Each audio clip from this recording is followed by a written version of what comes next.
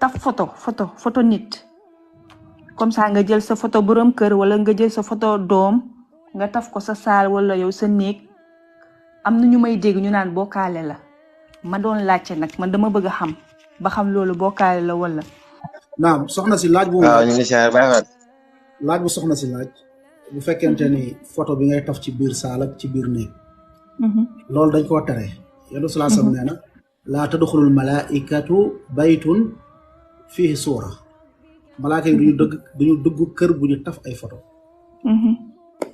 naam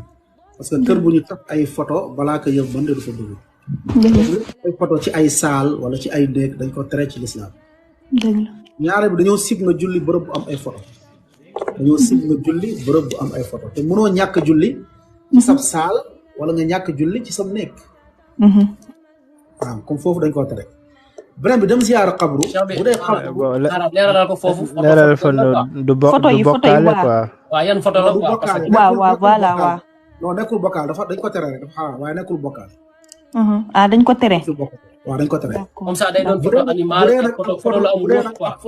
bu dee ab photo sëriñ nga taf ngir màggal sëriñ bi loolu bokkaale la d'accord bu dee photo simple la ay sa borom kër sa xarit wala sa photo yow wala sa photo doom loolu dañ ko tere àggul ci bokkaale mais dañ ko tere parce que cheikh bi bii ak lii bokkul de bii photo bi xaraamul non photo bi amul ruu photo lu amul ruu lu am ruux lañ la wax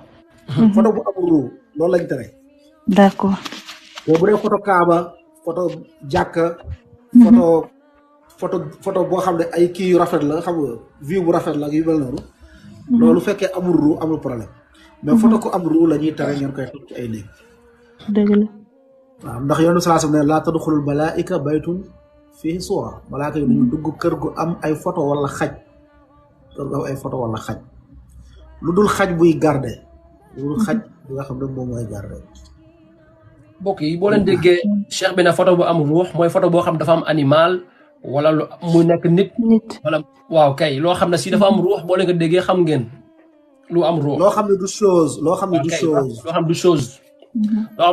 nekkul jamaadaat maanaam du présent